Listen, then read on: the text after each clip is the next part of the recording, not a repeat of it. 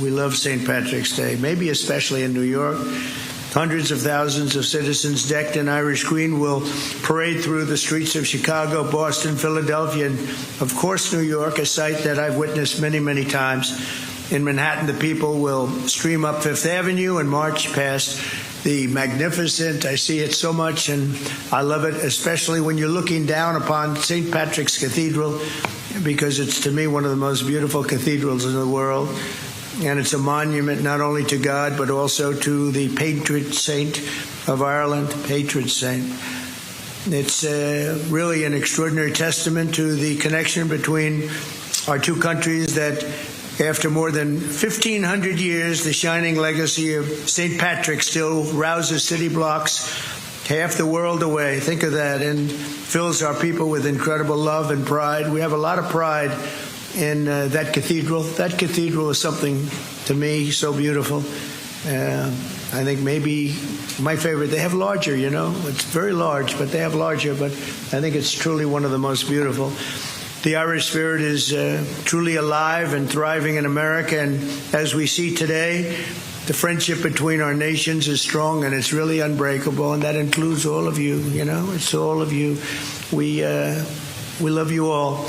So, Taoiseach, I want to just thank you once again for being here. It's an honor, and hopefully we're going to be doing this at least 3 more times, okay? We're going to be doing this 3 more times, at least. And when I say at least, they go absolutely crazy. So, thank you very much for being here. Mary, thank you very much for being here. It's a great honor. Thank you. Thank you, Mr. Speaker. Thank you, everybody. Thank you.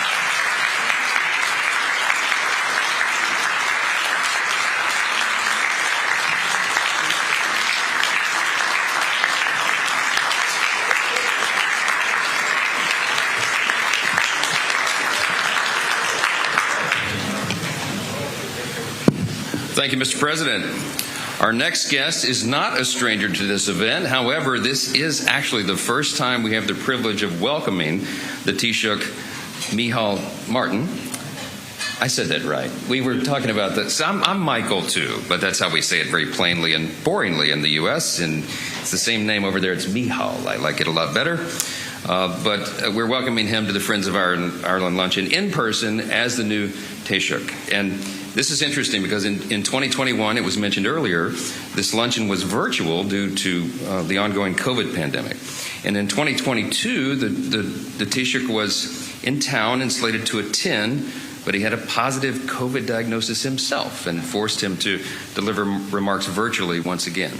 So now, finally, we welcome him in person to this great event, and we're so excited to have you in the Capitol, my friend. I'll welcome you to the podium now, the Taoiseach Micheál Martin.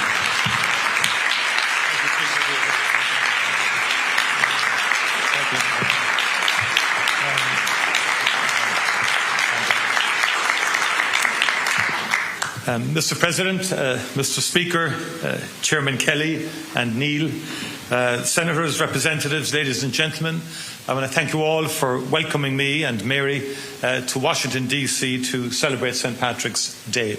And it is a good feeling to be COVID-free and to be here on that day. But may I in particular say I'm pleased also to be joined with the Deputy First Minister from Northern Ireland, Emma Little-Pengelly. Very pleased to have you here, Emma, as well.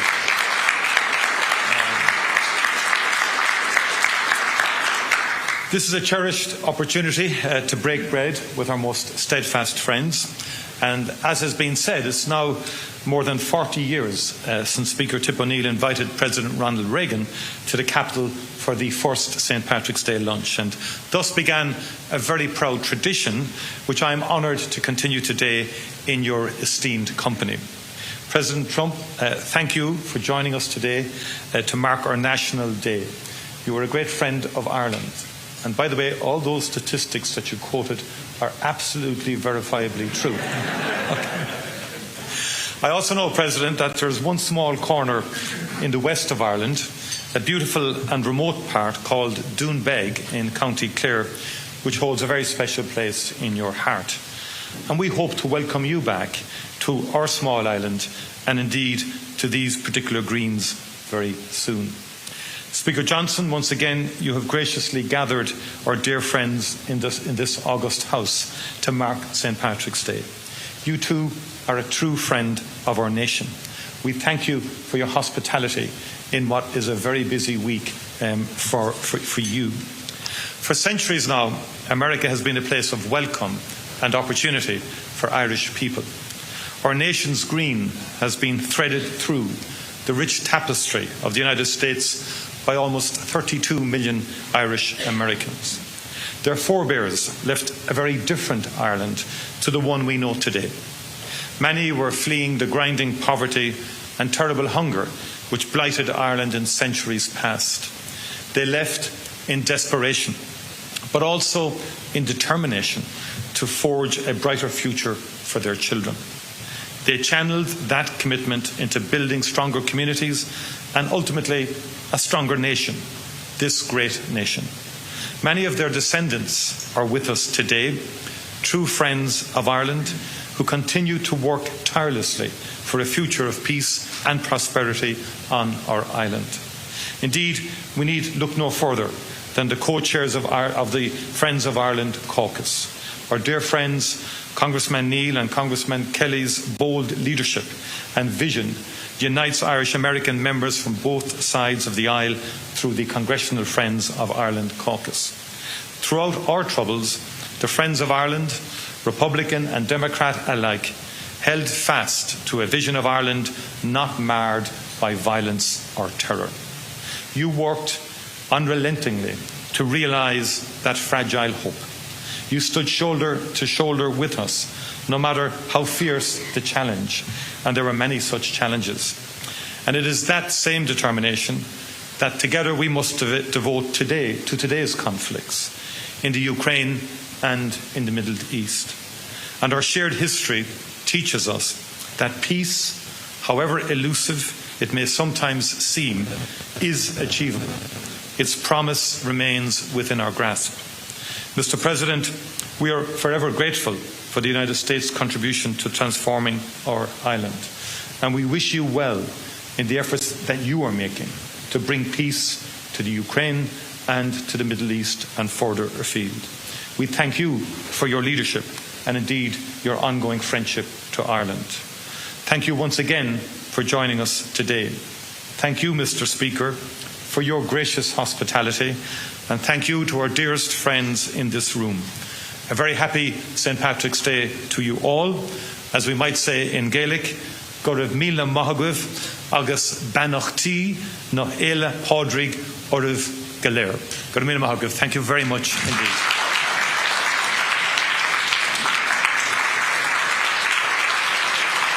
This has been a live special report. We now join our programming already in progress. The greatest patriots and veterans have been the sons and daughters of Ireland. But then, of course, there's also the Bidens. So, you gotta, it is what it is, folks. It is what it is. Look, I'm a huge fan of Ireland, love the country, love the place, but I gotta tell you something. You've got people like this current guy that's up there right now. These are globalists. These are wild. These are complete nut jobs. And what they're doing to Ireland is disgusting. What they're doing to Ireland is absolutely disgusting. The migrant influx, the post-2015 migrant spike with recent years, even in 2025, thousands, tens of thousands of people that are allowed in 2022, 2023, 2024, now in 2025. And guess what? Guess what? You're seeing an increase in rape, increase in 23%.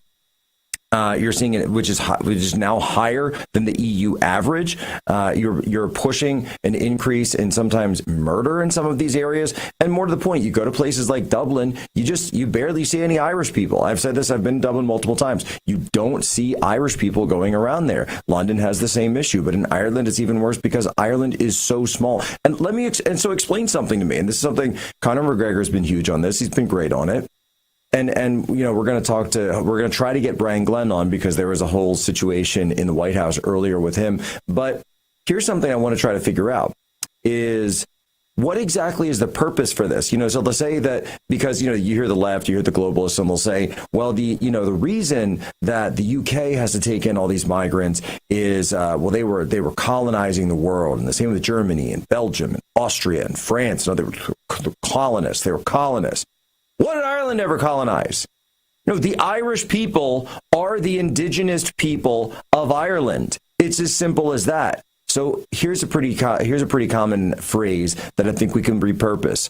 Make Ireland Irish again.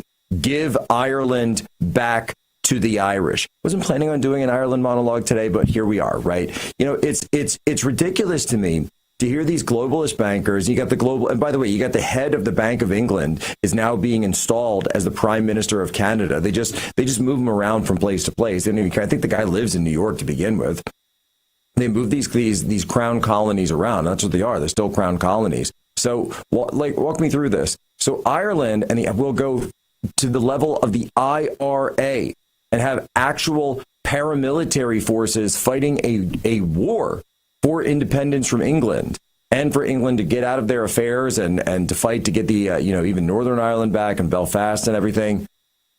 But when it comes to migrants from the third world, there's barely a peep from the Irish. There's barely a peep. And you have the Irish leaders that are going up there saying, oh, this is good. This is good for Ireland. This is great for Ireland. Excuse me?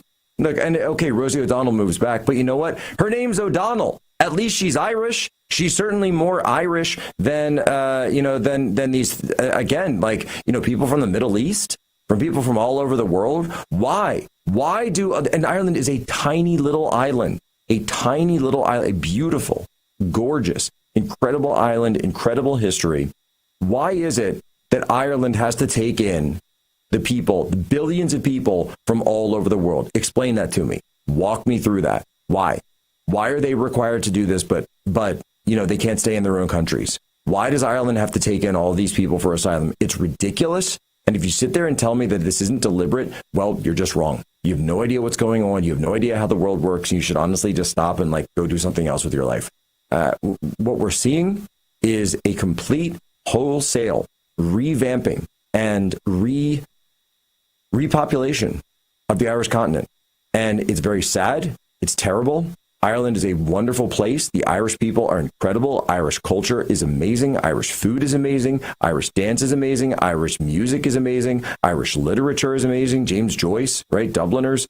Go and read anything, right? It's an incredible culture. It really is. And they do put, they won't put milk in their tea because that's what the British do. But look, folks, we really need to drill down and figure this out. And so I would love to see President Trump and, Vice President Vance, he's doing the socks thing, the Shamrock socks. Okay, I get it. Not a huge fan of the fun socks. Sorry, I just got to say, I'm not a fan of the fun socks. I never have been, and I'm going to stick true to that. But at some point, this guy going up there and he's doing this whole, and Trump's got the golf course, laddie, and we're going to come and we're going to have the golf and it's all going to be great and it's going to be wonderful. We'll have play the 9 links and all. And I'm like, no, on your bike, sir, on your bike. Welcome to Ireland. We're going to come and everyone should come to Ireland. It's going to be wonderful.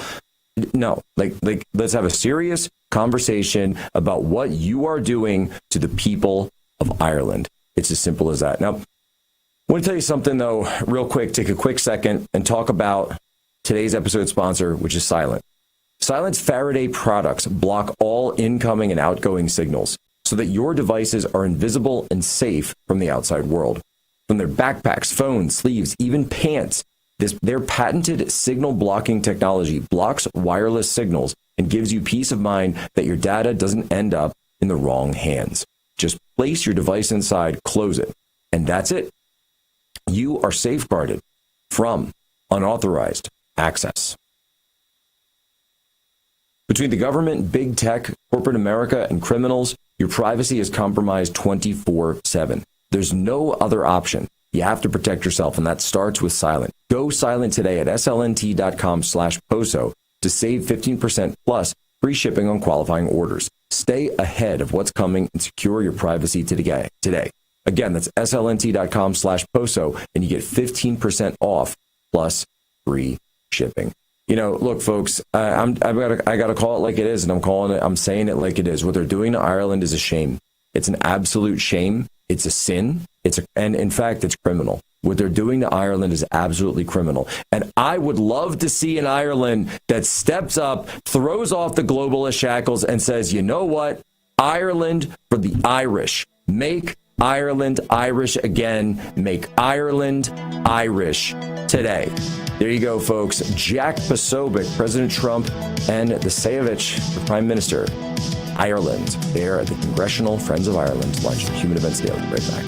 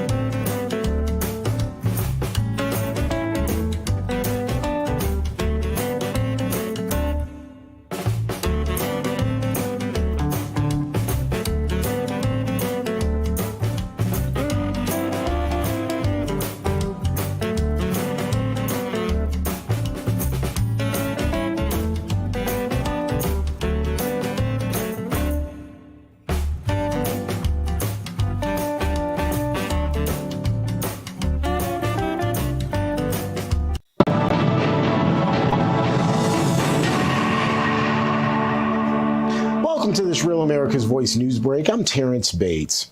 President Trump is beginning the process of dismantling the Department of Education by cutting nearly half of the agency's staff. Just over 2,000 employees are still on the payroll after some 1,300 got pink slips Tuesday evening. That number includes those who took voluntary buyouts. In a statement, new Education Secretary Linda McMahon writing, "Today's reduction in force reflects the Department of Education's commitment to efficiency, accountability, and ensuring that resources are directed where they matter most, to students, parents, and teachers." McMahon goes on to say the move is the first step toward shutting down the DOE. She also acknowledges that accomplishing that would require an act of Congress. Friday Friday remains the deadline to pass a funding bill to keep the government open. The continuing resolution to make it happen is now in the hands of the U.S. Senate after the House passed the measure with a 217 to 213 vote margin on Tuesday.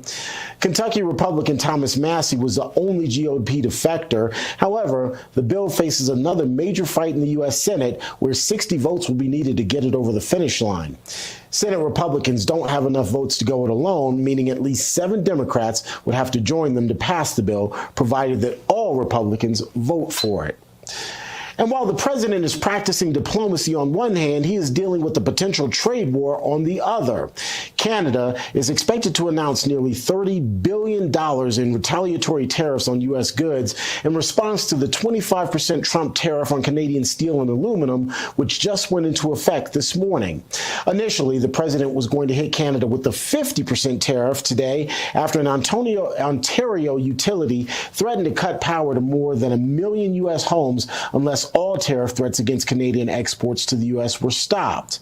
However, Ontario's Premier, Doug Ford, ended up backing down after President Trump's tariff increase announcement on Tuesday. Ford is set to meet with U.S. Commerce Secretary Howard Lutnick in Washington, D.C. tomorrow to further discuss. That's a quick check of your headlines. I'm Terrence Bates. Today, they talk about influencers. These are influencers. And they're friends of mine. Jack Posobiec. Where's Jack? Jack, who's done a great job. All right, Jack Posobiec, here we are back. Human Events Daily. President Trump about to leave the White House, about to leave the U.S. Capitol en route to return to the White House there on Capitol Hill. I want to welcome back in as well the Salem Radio Network, our 3 Charlie Kirk show. And folks, earlier, before the Ireland state visit began earlier today with the bilat, saw the bilat there in the White House, President Trump meeting with Posobiec. This is really something, though, that there's a lot on the line. There's a lot on the line here because our relationship with Europe, the United States' relationship with Europe, and specifically with the English-speaking nations as regards to NATO and also as regards to Five Eyes, is something that President Trump has put directly at the center of his first 50 days in office. Now, Ireland, although being a English-speaking as well as Gaelic-speaking nation, is not in Five Eyes. So I know when I've talked about the Five Eyes intelligence sharing program, I've said that it is generally the English-speaking nations, which is true. So United States, Canada, UK, Australia, New Zealand. So the 5 English Anglophile nations, the Anglophone nations. But Ireland is sort of this oddball that's out there. And so we don't have those the direct Five Eyes relationship with Ireland. And yet Ireland, of course, is also a part of sort of the defense umbrella of the United States.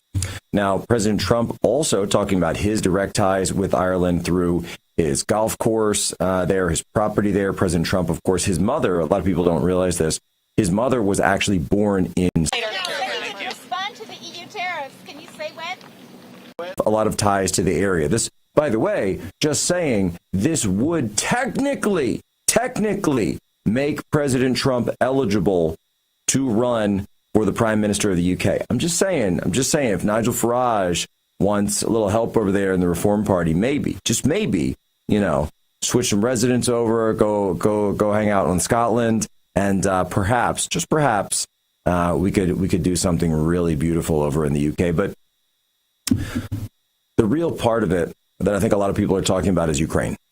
And when it comes down to it's the economic and military relationship that the United States has with the rest of the world. And we've talked a lot about what the United States' arm, as Steve calls it, the kinetic arm of the Third World War. So the kinetic arm of the Third World War, that's Ukraine right now. It's Ukraine in the Middle East.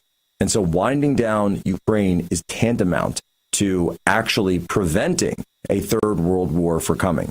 This is key. And so you saw the deal, the ceasefire deal that came out. Now, the news of this broke while we were on air yesterday, so I wasn't really able to dig into it. I saw the headline, but I wanted to learn more about it. President Trump there leaving congressional Capitol Hill, leaving the congressional offices, leaving the Friends of Ireland, Mike Johnson, flanking him, as well as the Savage of Ireland. He's their prime minister. Guys, do we have audio? Can we get audio from those bagpipes? Love to hear that if possible. It looks like they've got bagpipes going. So historic moment. And here's the question. President Trump is looking for allies. He's looking for allies in Europe and among these European leaders. And so obviously he's got one in the president of Poland right now, but Poland has elections coming up in May, and the globalists are trying to get in there as well. This guy as well. He's currently the prime minister, Savage of Ireland.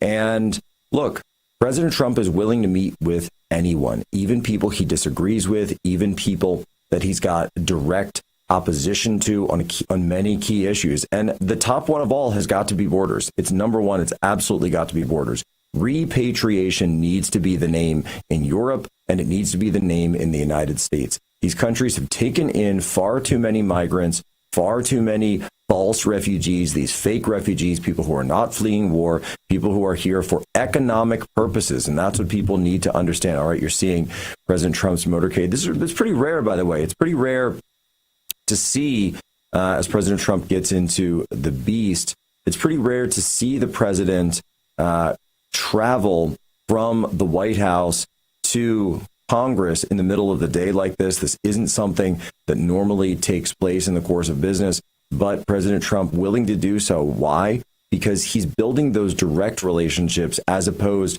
to the way the liberals do things, using that female sort of, oh, let's appoint a council and let's have everybody talk about it in our sewing circle. No. One-on-one, masculine, alpha male American leadership. That's what's back on the menu, ladies and gentlemen, because that's what the American people voted for. We're going to be right back here, Human Events Daily, also on Real America's Voice and Salem Radio Network.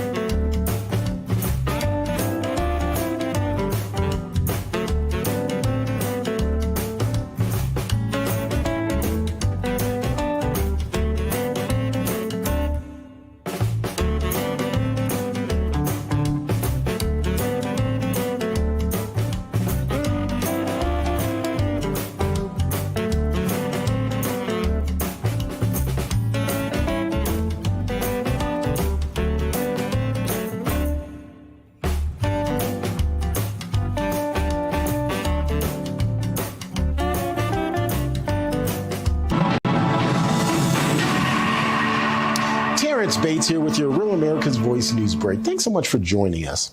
Well, it's all four-leaf clovers and leprechauns in Washington as President Trump is hosting Ireland's Taoiseach to the nation's capital. The country's prime minister, as most would refer to him, visited with President Trump at the White House this morning before the duo then participated in a Friends of Ireland luncheon at the U.S. Capitol. And this afternoon, President Trump and the Taoiseach will be back at the White House for St. Patrick's Day reception. By the way, St. Patty's Day isn't until next Monday. Meantime, while the president is practicing diplomacy on one hand, he is dealing with the potential trade war on the other.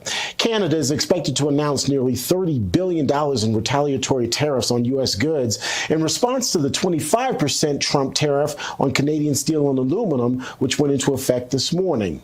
Now, initially, the president was going to hit Canada with a 50% tariff today after an Ontario utility threatened to cut power to more than 1 million U.S. homes unless all U.S. tariff threats against Canadian exports to the U.S. were stopped. However, Ontario's Premier Doug Ford ended up backing down after President Trump's tariff increase announcement on Tuesday.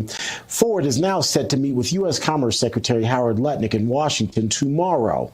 Meantime, a 25% tariff is also in effect for other countries starting today.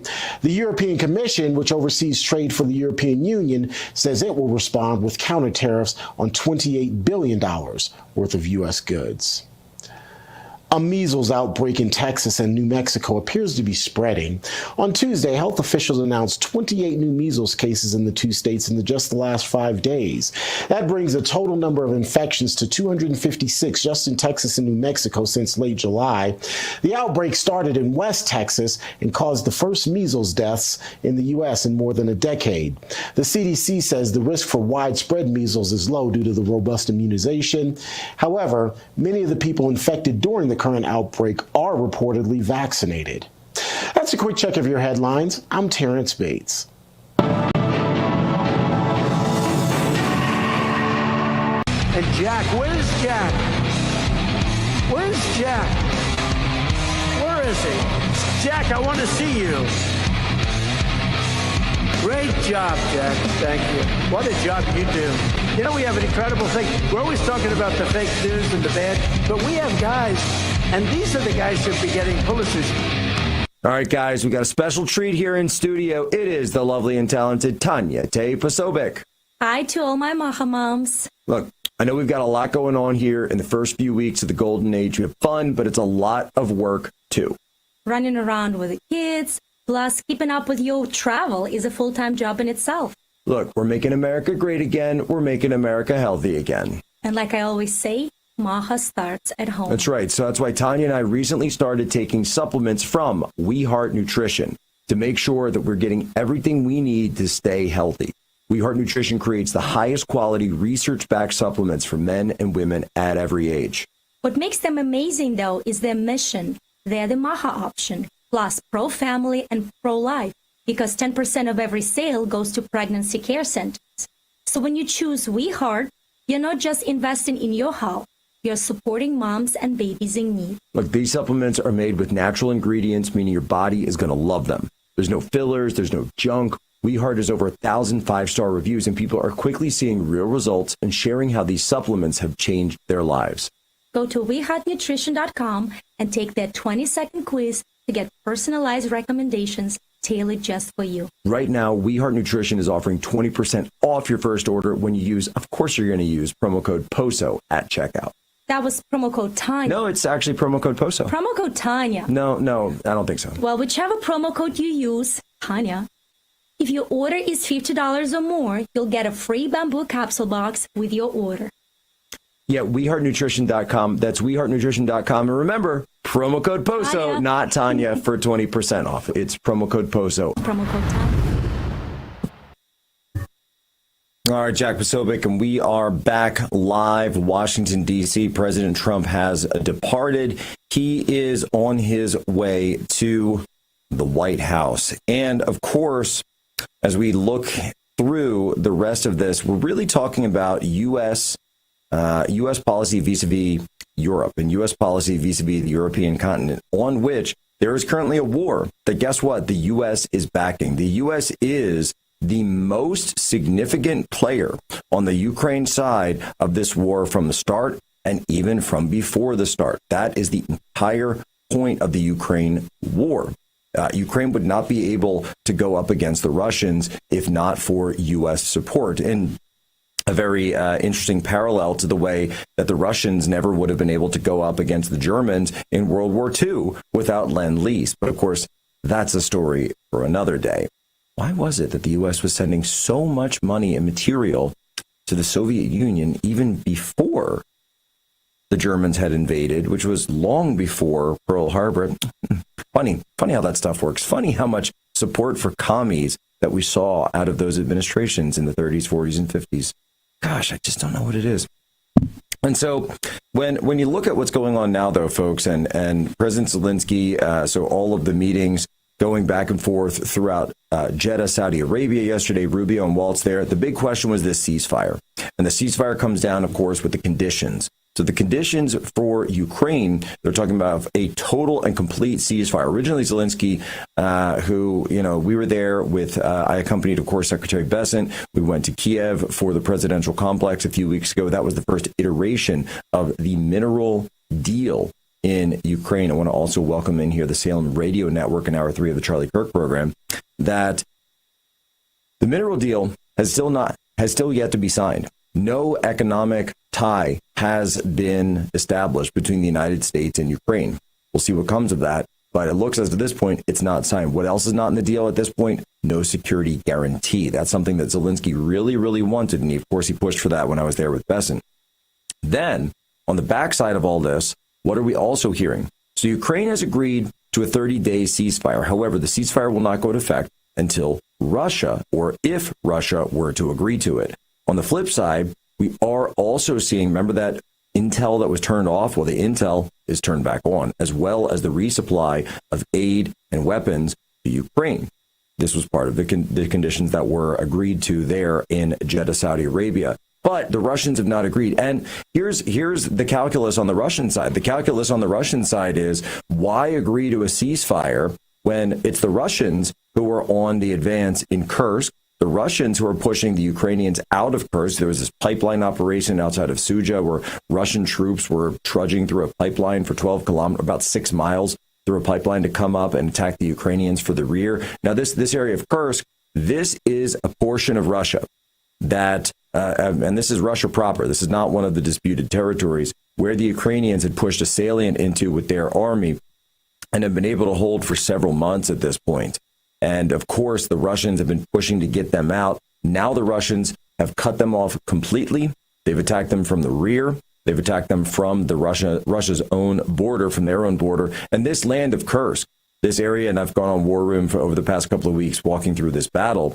This is the land where in World War II, the largest tank battle in human history took place, the Battle of Kursk. The closest that the Germans ever got to Moscow was the Battle of Kursk. And this was held right there on that land. And in fact, the Ukrainians, through NATO, what's the armor? What kind of armor are the Ukrainians using when they're rolling into Kursk? They're using German armor again. They've got German Panzer howitzers and they've got German Leopards. So German tanks rolling in to Kursk. When you hear that, how do you think the Russians are going to react? So the Russians have reacted the way that you think they would expect. Their blood memories have been completely activated, and they're wiping out those units. They're going village by village, settlement by settlement in this area to really take out this Ukrainian army. Many of them have surrendered, but many of them are fighting to the last man. There's also a few remnants, but it's mainly a mop-up operation at this point. So from their perspective, the Russians say, we're on the advance. We've got momentum on our side. Why pause? Why pause and allow the Ukrainians time to rearm and resupply and go get more ammo from the United States? Why not keep going just after the Ukrainian army suffered this major collapse in Kursk? And so it remains to be seen. Now, that being said, of course, what does Russia want at the end of this? At the end of this, it's not about Russia and Ukraine from their perspective. From their perspective, and something we're also hearing out of the White House, it's all about the relationship and the rapprochement between the United States and Russia. Peeling Russia away from their alliance with China, the BRICS alliance, breaking the back of BRICS. And of course, where else do you see this? You see this with de-dollarization.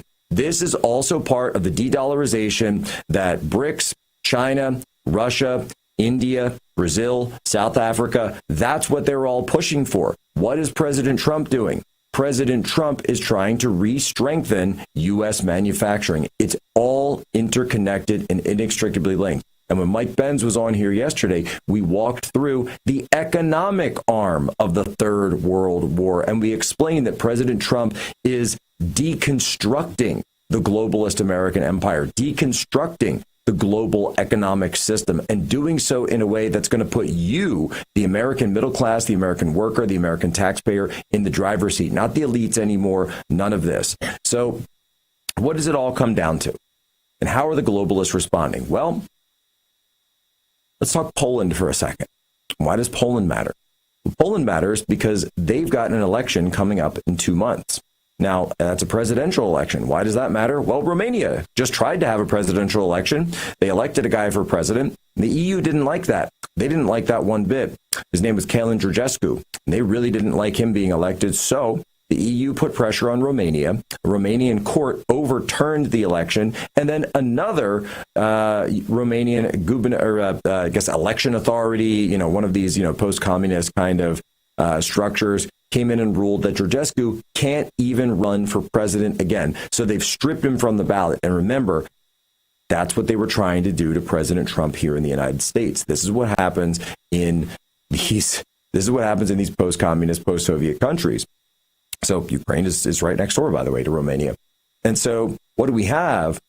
We have a situation where the globalists didn't like the candidate who won. They canceled the election, and then they stripped his ability to run again. That's in Romania. Well, the next presidential election in the EU, one of these countries, is Poland.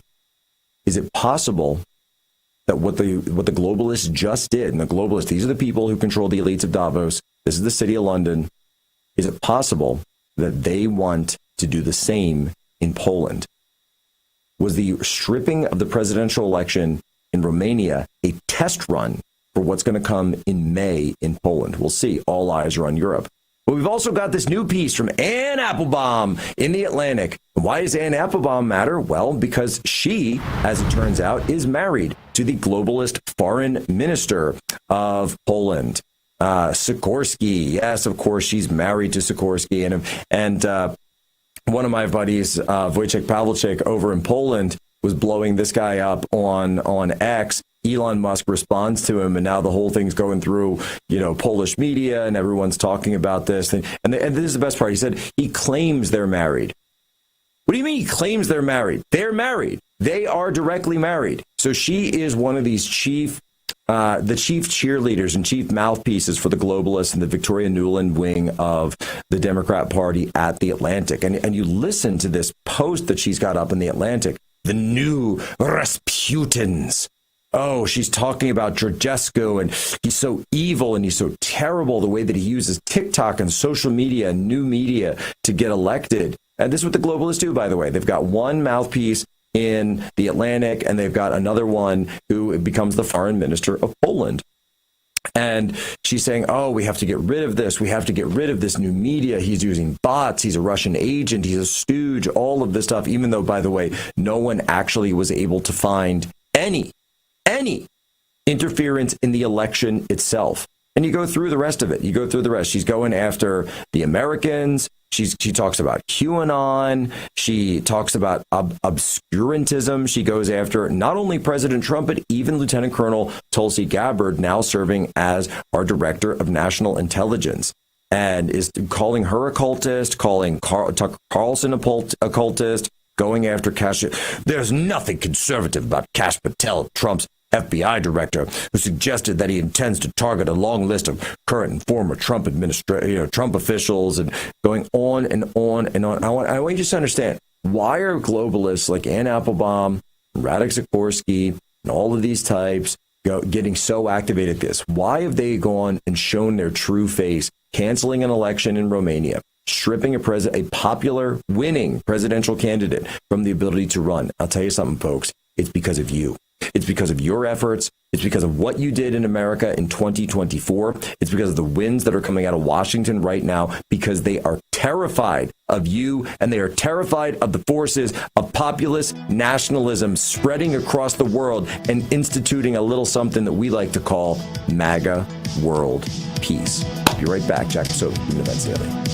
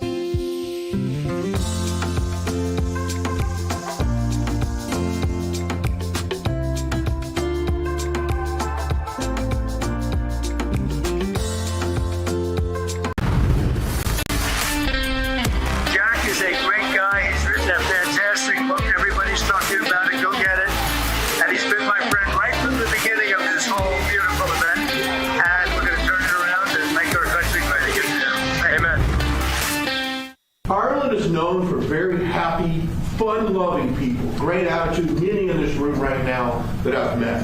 Why in the world would you let Rosie O'Donnell move to Ireland? I think she's going to lower your happiness level. That's true. Thank you. I like that question. Mr. Prime Minister, are you expecting?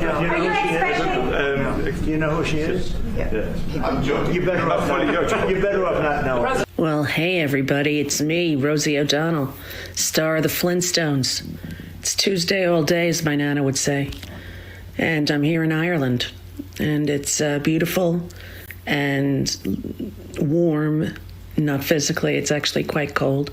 Moved here on January 15th. Although I was never someone who thought I would move to another country, that's what I decided would be the best for myself and my 12-year-old.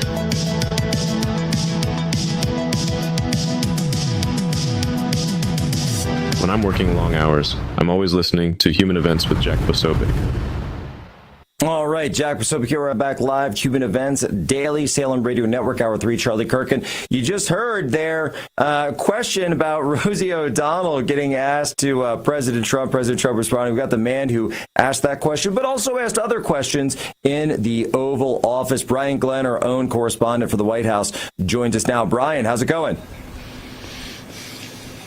It's great. We just got back from the Capitol with the president and the Prime Minister of Ireland. Had a little bit of a river dance performance there, along with Speaker Johnson. So good stuff. We're back here at the White House a little later from now. They'll go have another kind of a joint press conference in the East Room. So we'll see how that turns out. So they've broken it up, and obviously your clip is getting a lot of attention on social media. Of course, President Trump, I think a 20-plus year feud with Rosie O'Donnell that he's just never going to let go. But What's very important about what you talked about is you actually are bringing up the issue of migration to Ireland, which we've talked about here on this program a lot. Conor McGregor has sort of teased this idea of running for national office in Ireland. And this is a very serious situation that's going on in Ireland. And I think that a lot of people are just overlooking it. Yeah, they are. I mean, obviously, the joke towards Rosie O'Donnell got a lot of the media attention. But, I did say, make Ireland great again. What would that look like? What's your biggest problem in your country? And he said immediately, it's housing. And so, maybe people are missing the point of that question. And of course, yes, there's a long feud between Rosie O'Donnell and Donald Trump, President Trump at that time. So, yes, we're having some fun with it. But there is a housing crisis in Ireland, and hopefully more people are aware of that since my joke.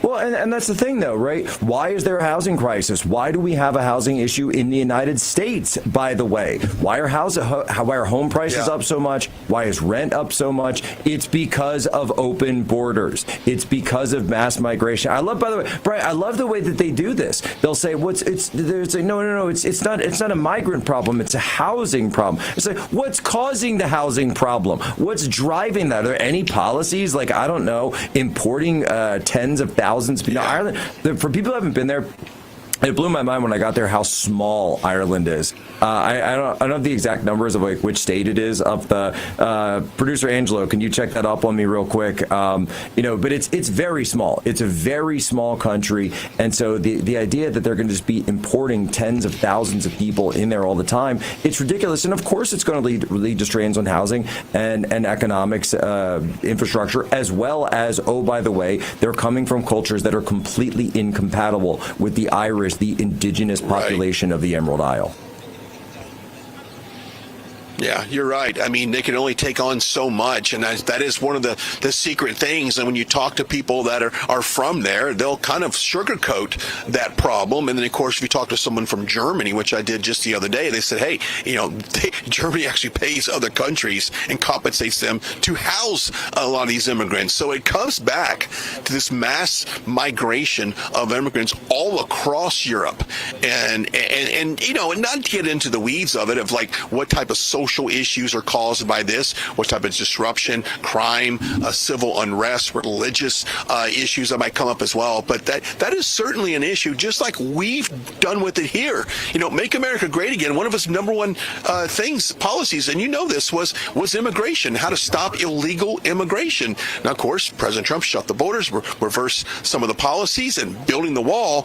So you ask our friends over in Ireland, how can you fix this housing crisis? Well, it starts with policies, and perhaps now that discussion is taking place post my question. But until then, Rosie O'Donnell, enjoy your time there in Ireland. She says it's cold, but hey, it's pretty warm here in the United States, and I'm raw dogging some of this freedom that I have from the Constitution and all of our amendments. You gotta love it, Jack. Gotta love it. That's exactly right. That's exactly right. And look, Ireland's a beautiful country. It's a wonderful country. Ireland, not part of NATO, by the way. Ireland officially neutral in military alliances, although obviously a member of the EU, and so they're under that. I don't believe they're currently part of Schengen, or there's something that changed a little bit because of Brexit, because they had this special deal with the UK in terms of that. But Brian Glenn there at the White House, a great Irish